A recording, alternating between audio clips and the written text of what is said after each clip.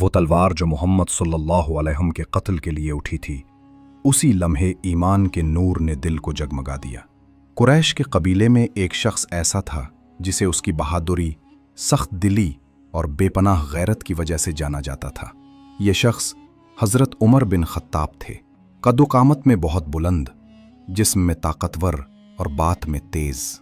ان کی آواز میں ایسی گونج تھی کہ بڑے بڑے سردار بھی دبک جاتے تھے۔ وہ اپنے قبیلے کی عزت اور اس کے بتوں کی حفاظت کے لیے کسی بھی حد تک جانے کے لیے تیار تھے۔ جب مکہ میں اسلام کی دعوت کا آغاز ہوا تو حضرت عمر ان چند لوگوں میں سے تھے جنہیں یہ نیا دین سب سے زیادہ ناپسند تھا۔ وہ اسے قریش کی روایتوں کے خلاف اور بتوں کی توہین سمجھتے تھے۔ ان کے دل میں اس دین اور اس کے پیغمبر صلی اللہ علیہ وسلم کے لیے شدید نفرت اور غصہ تھا۔ وہ چاہتے تھے کہ کسی طرح یہ آواز ہمیشہ کے لیے خاموش ہو جائے۔ ایک دن جب ان کا غصہ انتہا کو پہنچ گیا تو انہوں نے ایک فیصلہ کن قدم اٹھانے کا ارادہ کیا۔ انہوں نے اپنی تیز دھار تلوار کمر سے لٹکائی اور چہرے پر شدید غصہ لیے نبی اکرم صلی اللہ علیہ وسلم کو ختم کرنے کے ارادے سے نکل پڑے۔ ان کے قدموں میں اتنی تیزی اور غصہ تھا کہ جو بھی انہیں دیکھتا خوف سے راستہ چھوڑ دیتا۔ راستے میں انہیں ایک شخص ملا جس نے ان کے ارادوں کو بھانپتے ہوئے پوچھا، کہاں جا رہے ہو عمر؟ تمہارے چہرے پر اتنا غصہ کیوں ہے؟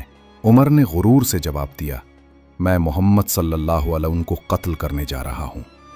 اس نے ہمارے دین میں پھوٹ ڈالی ہے اور ہمارے بڑوں کو گمراہ ثابت کیا ہے۔ آج یہ فتنہ ختم ہو جائے گا۔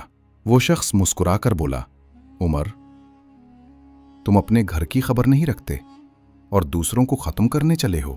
تمہاری اپنی بہن اور بہنوئی مسلمان ہو چکے ہیں۔ یہ سن کر حضرت عمر صلی اللہ کا خون کھول اٹھا۔ غصے سے ان کا چہرہ سرخ ہو گیا اور وہ تلوار نکال کر سیدھے اپنی بہن کے گھر کی طرف چل دیے۔ جیسے جیسے وہ قدم اٹھاتے تھے ان کا غصہ بڑھتا جاتا تھا۔ ان کے دل میں آگ بھڑک رہی تھی کہ ان کے اپنے گھر میں بغاوت ہو گئی ہے۔ جب وہ بہن کے گھر کے قریب پہنچے تو اندر سے قرآن کی تلاوت کی ایک دلکش آواز آ رہی تھی۔ یہ سنتے ہی ان کا غصہ مزید بڑھ گیا۔ انہوں نے زور سے دروازہ کھٹکھٹایا۔ اندر حضرت فاطمہ اور ان کے شوہر حضرت سعید بن زید حضرت خباب کے ساتھ قرآن پڑھ رہے تھے۔ عمر کی دستک سنتے ہی حضرت خباب فوراً ایک کونے میں چھپ گئے اور بہنوں بہنوئی نے قرآن کے اوراق چھپا لیے۔ دروازہ کھلتے ہی حضرت عمر غصے میں گرجے، یہ میں کیا سن رہا ہوں؟ کیا تم دونوں نے محمد کا دین قبول کر لیا ہے؟ حضرت سعید نے بڑی ہمت اور مضبوطی سے کہا، عمر، ہاں، ہم ایمان لے آئے ہیں اور محمد اللہ کے رسول ہیں۔ یہ سن کر حضرت عمر کا غصہ پھٹ پڑا۔ انہوں نے اپنے بہنوئی کو زمین پر گرا دیا اور شدت سے مارنا شروع کر دیا۔ ان کی بہن حضرت فاطمہ اپنے شوہر کو بچانے کے لیے آگے بڑھیں تو عمر نے انہیں زور سے دھکا دیا جس سے وہ گریں اور ان کے چہرے سے خون بہنے لگا۔ خون آلود چہرے کے باوجود حضرت فاطمہ نے اپنی پوری ہمت سے کہا، عمر، جو تم چاہو کر لو، ہم محمد کے دین کو نہیں چھوڑیں گے۔ ہم ایمان لے آئے ہیں اور اللہ ایک ہے۔ اپنی بہن کی آنکھوں میں ایمان کی روشنی اور ان کے چہرے پر بہتا ہوا خون دیکھ کر عمر کا دل ایک لمحے کے لیے کانپ گیا۔ ان کا غصہ ٹھنڈا ہو گیا اور ان کے اندر ایک عجیب سی نرمی محسوس ہوئی۔ وہ پیچھے ہٹے اور بولے، یہ جو تم پڑھ رہے تھے مجھے دکھاؤ۔ حضرت فاطمہ نے کہا، تم ناپاک ہو، جب تک غسل نہیں کرو گے تم اللہ کی پاک کتاب کو ہاتھ نہیں لگا سکتے۔ حضرت عمر نے فوراً غسل کیا۔ ان کے دل میں ایک عجیب سا سکون محسوس ہو رہا تھا۔ جب وہ واپس آئے تو ان کی بہن نے قرآن کا صفحہ ان کے ہاتھ میں دیا۔ ان کی آنکھوں نے پہلا جملہ پڑھا، اے محمد، ہم نے یہ قرآن اس لیے نہیں اتارا کہ تم مصیبت میں پڑ جاؤ۔ پڑھتے پڑھتے حضرت عمر کے ہونٹ کانپنے لگے۔ یہ الفاظ ان کے دل کی گہرائیوں میں اترتے گئے۔ وہ اور آگے بڑھے، بے شک میں ہی اللہ ہوں، میرے سوا کوئی معبود نہیں، بس میری عبادت کرو اور نماز قائم کرو میری یاد کے لیے۔ یہ الفاظ تیر کی طرح ان کے دل میں پیوست ہو گئے۔ ان کی سخت دلی ٹوٹ گئی اور ان کی آنکھوں سے آنسو بہنے لگے۔ انہوں نے روتے ہوئے کہا، یہ کلام انسان کا نہیں ہو سکتا، یہ اللہ کا کلام ہے، مجھے بتاؤ محمد کہاں ہیں؟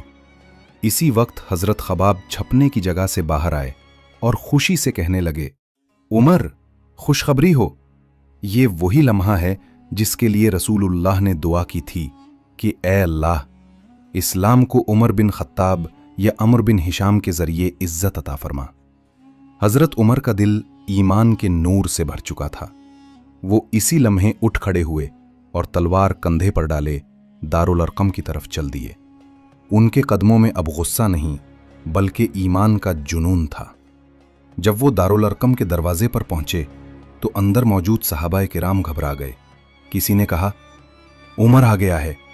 حضرت حمزہ نے کھڑے ہو کر فرمایا، آنے دو، اگر وہ بلائی کے ارادے سے آیا ہے تو خوش آمدید، اور اگر برائی کے ارادے سے آیا ہے تو اسی کی تلوار سے اس کا سر قلم کر دوں گا۔